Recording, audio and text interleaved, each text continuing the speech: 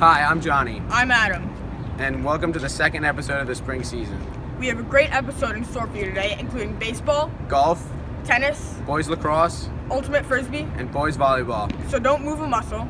Don't get out of your seat. That's all coming to you right about... No!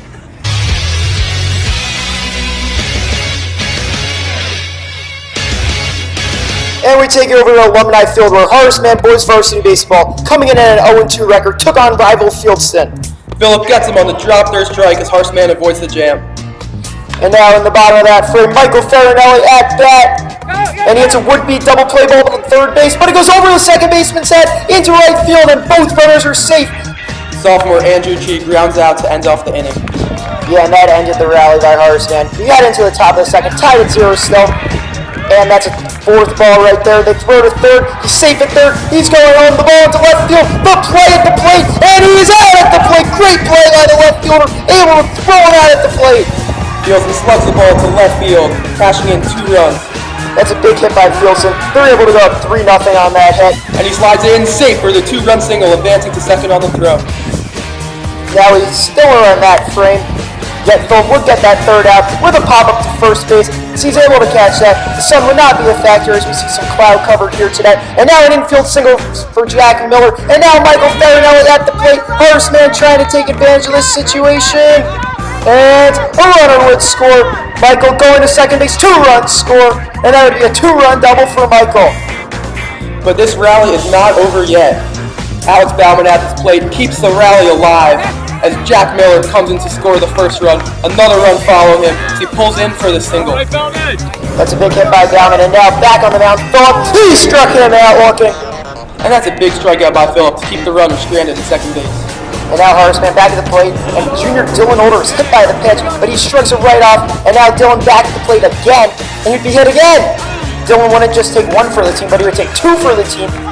And later in that inning, Horace Mann attempting a steal, and he's safe at second base.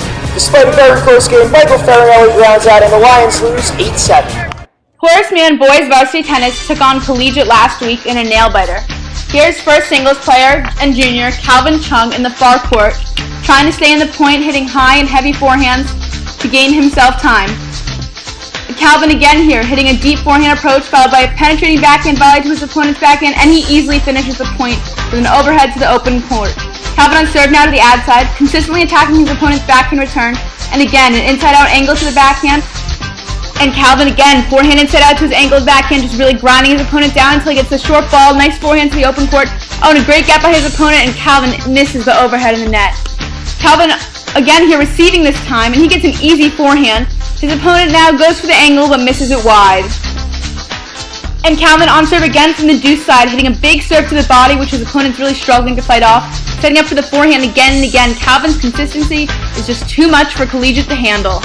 And now onto doubles, Ethan Finley and Captain Max August. Ethan with a big serve down the tee, just barely missing that forehand in the net.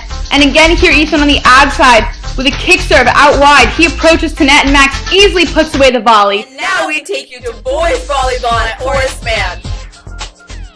See LFNY with an up, and it is set over, and Johnny is there to receive the ball, set to the middle. Oh, but it is blocked, and we see Ricardo with a beautiful receival. The other team retaliates with an overpass, and Lorenzo does a grand slam. Ricardo with a great serve straight into the middle, but LFNY is there to receive it and pass it back over. There is a great pass up straight to the center, over to the outside, and with no hitter. We have a great float serve straight into the middle, and LFNY gets it up, but Ricardo is there to block that hit. As Johnny prepares himself to pass, you see him in a beautiful squatting position. We see a float serve right to LFNY, and it's up to the middle. Ricardo tries to block it. Oh, but look at that beautiful outside pass from Devin, and Ricardo hits it back down to LFNY. And now we take you up to 4 acres as the 1-2 Horace Mann boys varsity lacrosse team looks to take on Hackley. Senior captain and face-off man Austin Sanders battling it out, and Horace Mann just gets possession as they try to get the early offense started. A couple passes here to Alex Cohen, who winds up, fires, the goalie just saves it high. Now Hackley trying to start the counter-attack, gets the ball just past midfield, but Jack Veradian takes it back. However, the real story of the day was Hackley's offense. As right here you can see they score their first of many goals, and they just get it past the dive and JP Veradian. And on the very next possession, Hackley again has the ball offensively. They pass the ball around behind the goal, trying to get everyone to touch. And they decide to go around again, showing off that beautiful ball movement. Everyone's touched it at least twice at this point. Now they attack the goal.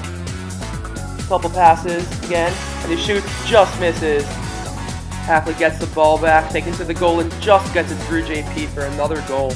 Horseman back on offense now. That's number 7, Jack Braden. Gives it to Mark Murphy, who just comes in. And Mark Murphy running towards the goal, showing off the speed. Does a nice spin move here. Ooh, showing off some stick skills. And he fakes a pass. Even tricks the camera guy. He takes it to goal, and he gives it to Max Porges. The ball just gets loose.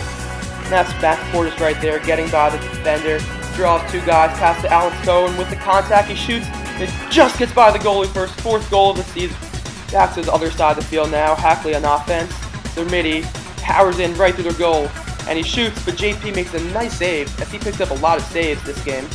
Back on offense again is number 11, senior captain and leading goal scorer for the season. Austin Sanders takes control, takes it behind the net, cuts back, and he shoots with the contact for his 2nd goal of the game. Despite Horseman scoring a few goals this game, Hackley's offense was just too much to handle, as we see yet another shot and goal right there, bounce shot upper 90.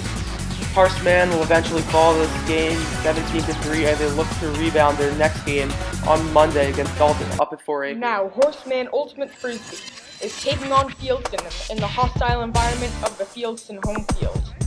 And right away, you see a bad pass and a steal by Fieldston. And already, Fieldston looking to capitalize on this turnover, and here's an amazing tipped catch by the Fieldston player. After that, Fieldston will look to slow it down. So, here is the Fieldston player pump faking. Now he tries for the end zone, and it is knocked down by Horseman ball. And on that possession, Horseman has the disc. And here's an amazing look to the end zone, and what a beautiful touch pass, and it's 1-0 Horseman. The Fieldston players were visibly frustrated after that score, and Horseman would go on to score 3 in a row to start the game. So Fieldston was looking for some redemption. And they start with great defense, leading to a pass to the end zone and a score. Now Horseman is going to be throwing off, and Fieldston is going to try to get the disc up the field and get another score. But the Horseman defense is just stifling. Until here, where there's a beautiful pass up the middle of the pitch and an amazing leaping grab. What vertical on that, but nothing would come from that. Now Horseman has the disc and is going for the home run, but it's picked off by an Odell-esque catch by the Fieldston player. And now Fieldston is going to move the ball up the field. And here's a great pass between 2 defenders, and they're just going to pass it off to each other until this Fieldston player makes a beautiful diving catch. Now Fieldston looking for another score. They have scored 5 in a row to this point, but here they lose control of the disc and Horseman ball going the other way. However, Horseman possession would not last very long, and Fieldston would score on this, but the game would be pretty much neck and neck the whole way through, and Horseman would lose a heartbreaker, 9-8. Over to the Sunningdale Country Club, where the Horseman varsity golf team will take on Trinity. We see freshman Johnny Osherman, who had a great chip shot. Now, following his great chip, Johnny will finish it and sink this putt. Now we see senior Michael Rentmaster, who is clearly very focused on this putt he's trying to make from a distance, which he'll do, and showing his excitement. Now, senior Kehoe driving the ball, who also shot a 39 this match. Here, Zach Port carefully putting, but unfortunately misread the shot as Horseman falls to Trinity 5-4 without team stars Aaron Montgomery and Matthew Lee Tolley. This has been a touchdown of an episode. Thanks for watching, and we'll see you next time.